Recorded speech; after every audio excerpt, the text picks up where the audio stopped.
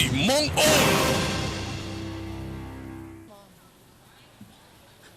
បាទសូមស្វាគមន៍និងជម្រាបសួរលោកលោកស្រីបងប្អូនប្រិយមិត្តអ្នកនាងកញ្ញាទាំងអស់ជាទីគោរពនិងជាទីនឹករលឹកបាទឥឡូវនេះអ្វីដែលយើងរងចាំអ្វីដែលយើងចង់ជួបអ្វីដែលយើងចង់ឃើញអ្វីដែលយើងចង់ទស្សនានោះបានជឿជាម្ដងហើយបាទឃើញថាការតស៊ូដ៏ស្វិតស្វាញមកអស់6សប្តាហ៍បាទគឺនៅសេវៀនស៊ីម៉ងអូតពេលនេះយើងរើសបានកីឡាករឈានមកវគ្គពាក់កណ្ដាប់ដាច់ព្រាត់ឬក៏ semi final 4នាក់ចុងក្រោយបាទមានណាលោកអេបថងណោះអូយលោកអេយ៉ាងម៉េចទៅបាទ4នាក់ហ្នឹងបាទ4នេះហ្នឹងគឺថាល្អទាំង4ទាំង2គូហ្នឹងហ្មងនិយាយអត់ចង់ចេញណោះបាទយើងចង់ចេញសិលល្អទាំងអស់សិលល្អទាំងអស់ពិបាកជាងគេគឺគូឈៀនហុងហ្នឹងគេក៏វិរិឆ័យអូយ៉ាងម៉េចទៅណោះបាទស្វិតស្វាញមែនតែនគូហ្នឹងហើយក៏ឈៀនហុងក៏អត់ដែរចាញ់សោះការប្រកួតកន្លងមកហើយផ្ដួលដៃគូហ្នឹងដូចអត់ដល់5ទឹកផងបាទបងបាទគឺប្រកែកមែនតែនលោកស្រីបងប្អូនប្រិយមិត្តទស្សនិកជននិងទូរទស្សនិកជនទាំងអស់ជាទីគោរពនៅពេលនេះនាងខ្ញុំសូមជម្រាបជូនអំពីសមាជិករបស់កីឡាករគូពិសេសទី1បង្គោលក្រហមឡាញ់ប៊ុនណាទម្ងន់65គីឡូក្រាមជាកីឡាករមកពីក្លឹបតាព្រំមានជ័យបង្គោលខៀវនំកាញ់ទម្ងន់65គីឡូក្រាមដូចគ្នាជាកីឡាករមកពីក្លឹបអេមហ៊ូថងកីឡា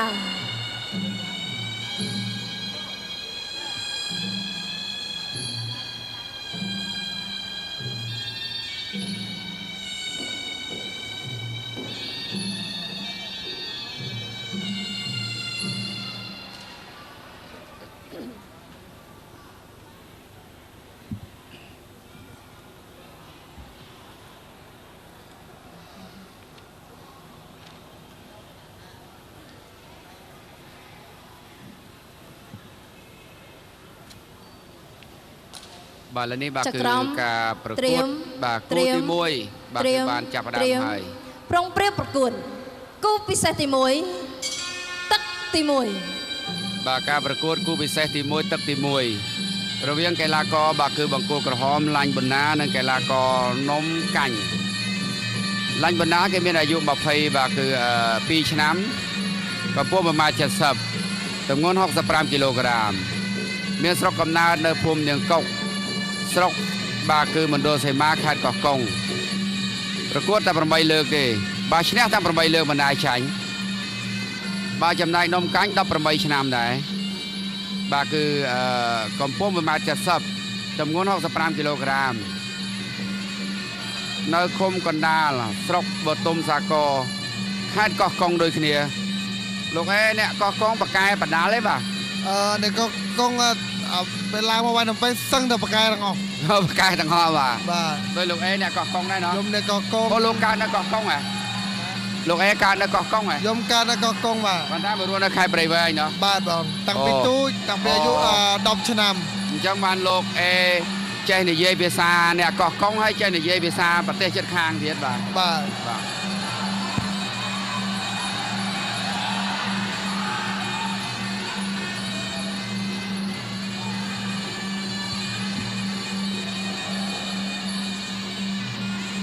បាទប៊ុនណា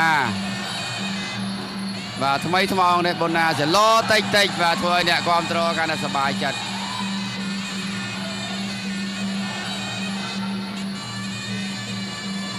បាទប៊ុនណាប្រកួត8ដងមិនដែរចាញ់ទេនំកាញ់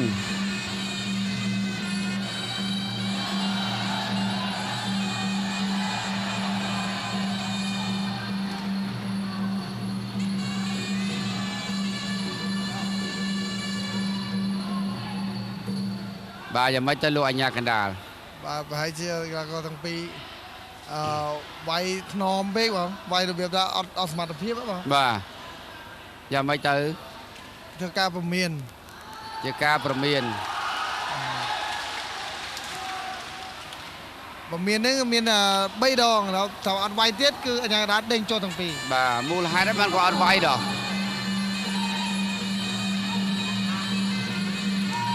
ណែ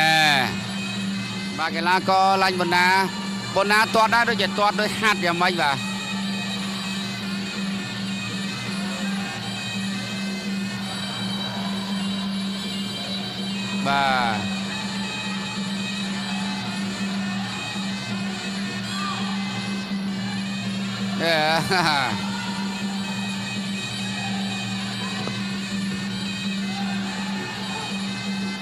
បាទលោករ៉េវិរត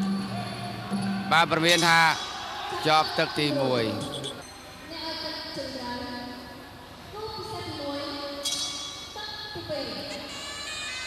បាទការប្រកួតគូពិសេសទី1ទឹកទី2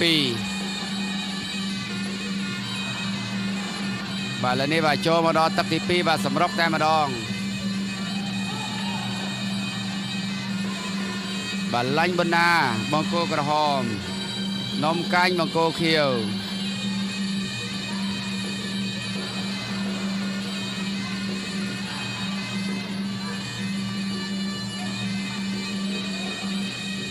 បាទកាញ់តតជើងមួយបាទធាក់មួយទៀតម៉ាត់មួយដៃទៀត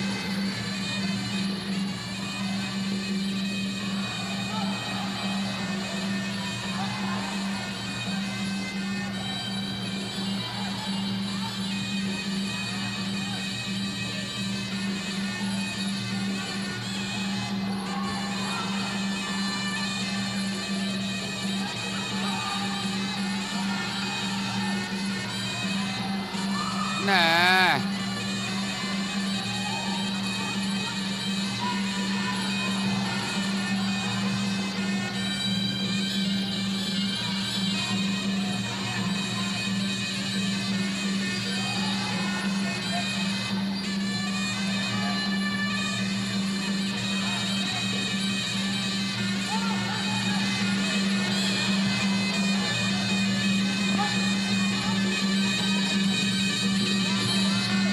បាទញល់តិច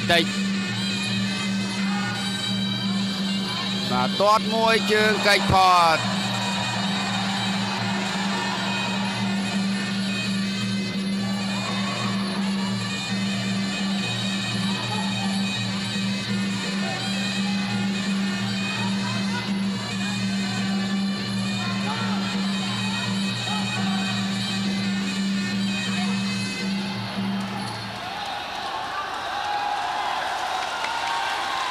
បាទពេលនេះបាទលោករ៉េវិរត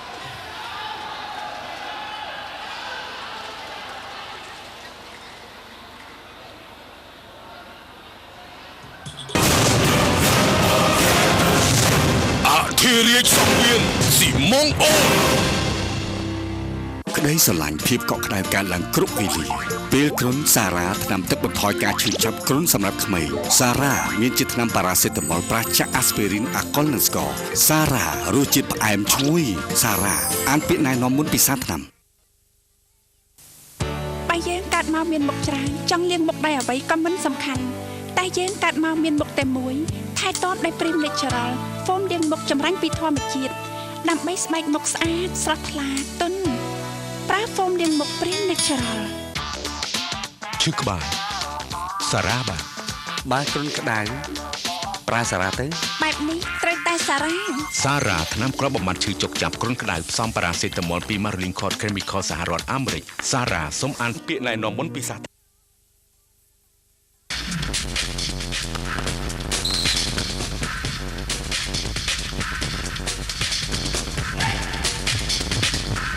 នីអូទីកាបាំគាំទ្រដល់ការលេងកីឡានិងហាត់ប្រាណដើម្បីសុខភាពមាំមួន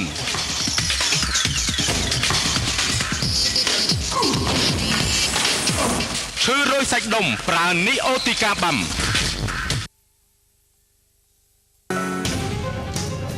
នេះពួកឯងចូលមកលួចអីបានយើងនឹងប្តឹងប៉ូលីសលោកពូកងណាមុនពេលដែលលោកបញ្ឆាធ្លាក់ពីចន្ទានាងខ្ញុំបានឮនាងហ្វានិងលោកបញ្ឆាឆ្លោះគ្នាពីរឿងដែលនាងហ្វាគាត់ទូដៃរបស់លោកខេតចា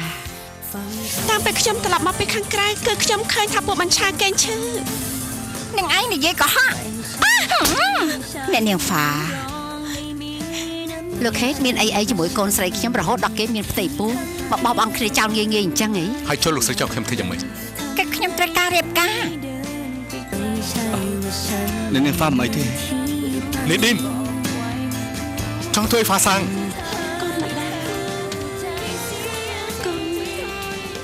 យំមិញនាងមកមើលកូនម្ដាយអី គ្មានសិទ្ធិលោកដៃឈឺឆ្អារឿងអ្នកទាំងពីរឡើយតែក្បាលមួយនេះមុនរសៀលចៃតោងឆ្កែតែនេះអាចណាពុកខ្ញុំគ្រាន់តែប្រៀបធៀបយើងនេះជាអ្នកចាត់ការដោយខ្លួនឯងចាត់ការឲ្យក្បាលឯងម៉ោង4គឺដង្ហែសពឡើងមែនហើយម៉ោង5ប៉ាប់អញ្ជើញអ្នកស្រីទៅទទួលទានសពព្រមគ្នាតែម្ដងបាទមានផ្សាយជូនទស្សនារៀងរាល់ថ្ងៃច័ន្ទដល់ថ្ងៃសុក្រវេលាម៉ោង 12:30 ដល់ម៉ោង 13 លើកញ្ចក់ទូរទស្សន៍កងយុទ្ធពលខេមរៈភូមិន្ទប៉ុស្តិ៍លេខ 5មិនខ្លាំងមិនបដោមិនខ្លាំងមិនដាក់មិនស៊ីទេតែផ្ទះមើលខ្ញុំចាស់ធ្វើមិនក៏មិនថត់តតែសោះតែមានវិធីមួយសណ្ដំចិត្តបន្ថែមទម្ងន់បងមានបញ្ហាបន្តិចបន្តួចតែគ្មាននរណាជួយបងទេខ្ញុំនោះអីចាបាយជើងជ្រូកថាយ៉ាងម៉េចទៅបាកបលួចតាក់តងជាមួយនឹងប៉បនោះនំគេនិយាយជាមួយខ្ញុំវាប្រាប់ថាញ៉ាំខ្ញុំទៅនឹងបាត់ឃ្លានហើយដល់កហើយ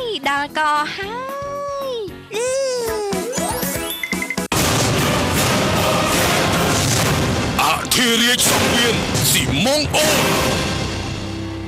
ខ្ញុំសូមអនុញ្ញាតជម្រាបជូនអំពីសមាជិករបស់កីឡាករគូពិសេសទី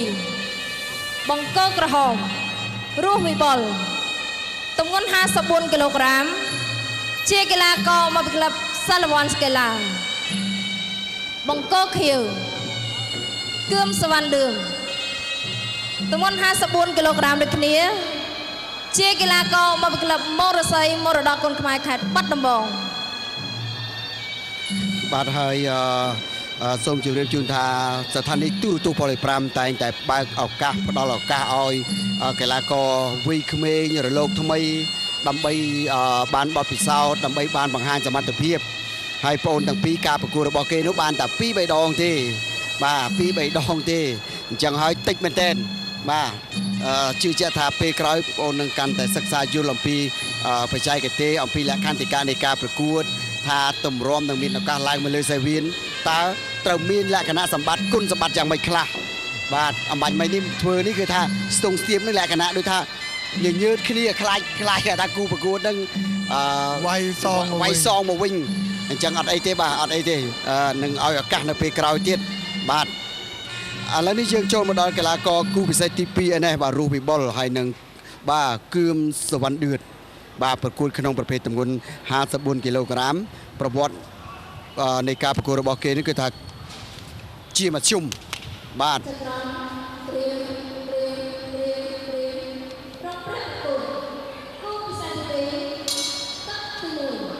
បាទសូមអញ្ជើញទស្សនាតម្រងបាទរស់វិបុលប្រវត្តិប្រកួតរបស់គេបាន48ដងចំណែកឯបង្គោលខៀវបាទសវណ្ណឌឿនបាន53ដងបាទជឿជាក់ថាគូនេះពិតជានឹងមិនធ្វើឲ្យលោកអ្នកទាស់ចិត្តទេចាប់ផ្ដើមភ្លាមសវ៉ាគុំភងផាំងផាច់បាទរស់វិបុលមកពីក្លឹបសាឡវ៉ាន់កីឡាយ៉ាម្ដាយឆ្វេងថែមម្ដាយស្ដាំថែមឆ្វេងរបស់រស់វិបុលបាទចាំមើលគឿមសវណ្ណឌឿនដើរចូលតិចបាទសវណ្ណឌឿនបង្គោលខៀវឆក់ស្ដាំបន្តិចបាទរបស់រស់វិបុល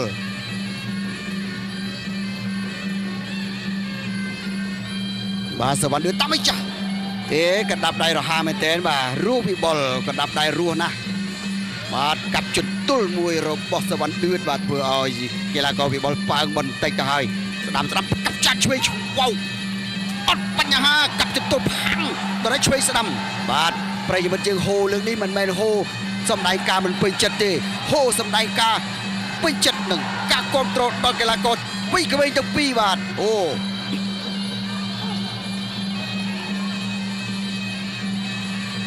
បាទសវណ្ណឌឿនបង្គោលខៀវដើរចូលប៉ុន្តែត្រូវបានមួយដៃពីរដៃរបស់កីឡាករបង្គោលក្រហមបាទរស់វិបុលធាក់សវណ្ណឌឿនប៉ើងបាទអត់បញ្ហាស្វាគមន៍គ្នាមួយសិនបាទសូមអញ្ជើញលោកស្រីបាទអញ្ជើញមកទស្សនាផ្ទាល់ការប្រកួតវគ្គពាក់កណ្ដាប់ដៃព្រាត់បាទដើម្បីឈ្មោះទៅក្រងដណ្ដើមបាទតំណែងជើងឯកអធិរាជសាវៀនស៊ីម៉ុងអូតបាទចាប់កាច់សង្កត់អាចញ៉ាកណ្ដាប់បំបីសិនបាទនេះគឺជាការប្រកួតនៅក្នុងទឹកទី1នៅឡើយទេបាទ ក៏ប៉ុន្តែទាំងក្រហមទាំងខៀវស្វាគមន៍ចេញមកឆ្វាច់ដូចគ្នាទាំងកណ្ដាប់ដៃទាំងកែងកាប់ចានឆ្វេងទាត់ចតុលប៉ុន្តែអូឡាបឿនសន្ទុះជើងរបស់បង្គោលខៀវដូចជាយឺតជាងបានឡាបឿនសន្ទុះជើងរបស់បង្គោលក្រហមកណ្ដាប់ដៃមួយពីជង្គង់ហោះឆ្វេង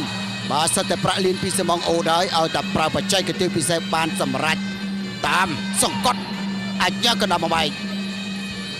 បាទសូមកម្លាំងចិត្តដល់កីឡាករយើងឲ្យខ្លាំងមួយបាទពិតជាចូលចិត្តអូប្រើកម្លាំងខ្សែរឹងបាទបូកផ្សំជាមួយនឹងកម្លាំងខ្លួនចុចចុងជើងសម្រាប់ផ្លែតបំផ្លោងខ្លួនបាទចង់ផ្ដួលបង្គោលខៀវក៏ប៉ុន្តែអត់ទាន់បានកាប់ចានឆ្វេងរបស់រូវីបុលប៉ុន្តែសវណ្ណឌឿតអត់ញញើតអត់ខ្លាចកាន់តែសំរុកចូលបាទសវណ្ណឌឿតដើរចូលក្រោះសេស្ដាំរបស់រូវីបុលបាទសវណ្ណឌឿតដេញតាមទៀតសវណ្ណឌឿតដេញតាមអូចាអូកៃបកទុកជាអនុស្សាវរីយ៍មុននឹងចាប់ទឹកទី1បាទ បាទស្លារូបភាពយឺតៗក្នុងទឹកទី1ទាត់មួយជើងនេះល្អណាស់បាទគូវ័យក្មេងទាំងពីរឃើញថាចាប់ផ្ដើមទឹកទី1ភ្លាមធ្វើឲ្យប្រិយមិត្តក៏ក្រៅបាទ បាទអនុញ្ញាតអរគុណដល់ម្ចាស់ឧបត្ថម្ភកម្មវិធីបន្តិចបាទគឺសូមអរគុណដល់ស៊ីម៉ងអូនរឹងមាំថិតថេរជាអមតៈអរគុណដល់ស៊ីម៉ងអន្ត្រីពេជ្រសពរឹងសពជាប់អរគុណដល់ដៃថែបអ៊ីតាលីម៉ាវីគ្រឹះនៃអនាគតដ៏រឹងមាំនិងសូមអរគុណដល់ជីបម៉ុងខុនគ្រីតជំរឿនអ្នកសាងសង់ដ៏ឆ្លាតវៃបាទគូនេះដោយលោកថៃគឹមឡុងជម្រាបជូននឹងចូលទៅមិនឲ្យប្រិមិត្តបាទគឺខកចិត្តទេដល់ហើយបាទគឺគណៈកម្មការបាទគឺរៀបចំការប្រកួតអំបញ្ញមិញលោកបាទមានប្រសាសន៍ថាគូដែលអំបញ្ញមិញដែលចប់គូទី1ទៅបាទគឺគណៈកម្មការបានបញ្ឈប់នោះឥឡូវនេះកំពុងតែធ្វើការស៊ើបអង្កេតទៀតថាតើពួកគាត់បាទគឺប្រកួតអស់ពីសមត្ថភាពឬក៏ស្ថិតនៅក្នុងលក្ខណៈ match fitting បាទនោះគឺជាបញ្ហាបាទអញ្ចឹងគណៈកម្មការរៀបចំការប្រកួតនៅស្ថានីយ៍ទូរទស្សន៍ពល5ក៏បានបញ្ជាក់ថានឹងធ្វើការស៊ើបអង្កេតបាទចុះហេតុអ្វីកីឡាទម្រាំនឹងបានឡើងលើសេវិនលោកមិនជឿថាហេតុអីក៏មិនជល់ពីលក្ខន្តិកៈនៃការប្រកួតមិនដឹងថាតើការវាយឲ្យអស់ពីសមត្ថភាពយ៉ាងម៉េចនោះបាទអញ្ចឹងលោកនឹងធ្វើការបាទតាមដានស៊ើបអង្កេតអំពីករណីដែលកើតឡើងអំបញ្ញមិញនេះបាទអរគុណច្រើនឥឡូវនេះសូមអញ្ជើញទស្សនាគូពិសេសទី2គាត់ចតុលមួយរបស់គឿមសវណ្ណឌឿតបាទមកពីក្លឹបប៊ូរស័យខេត្តបាត់ដំបងបាទព្យាយាមទាត់ចតុលរូវីបុលថយ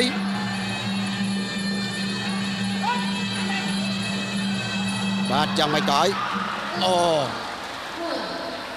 បាទគឺថាវាយជង្គង់ពីក្រោម4បាទហេតុអីបានរូបវិបលសន្លប់ចាំមើលរូបភាពយឺតតែតាមអ្វីដែលខ្ញុំបានកលេចមើលតន់រៀងហួសពេលបន្តិចដូចជាជង្គង់ពីខាងក្រោម9 10បាទឥឡូវនេះគឺបង្គោលក្រហមបាទมันអាចទៅរួចទេបាទយ៉ាងមិនទៅហើយបាទ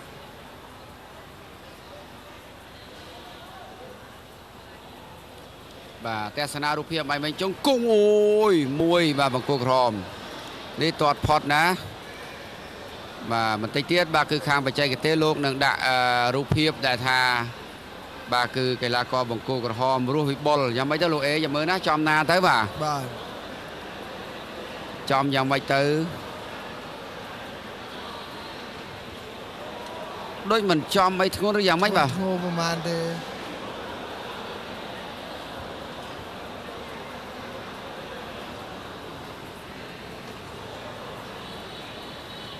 ខៀវគឿមសវណ្ណឌឿនឈ្នះកីឡាករបង្គោលក្រហមដោយកីឡាករបង្គោលក្រហមបោះបង់ការប្រកួតនៅក្នុងទឹកទី2បាទ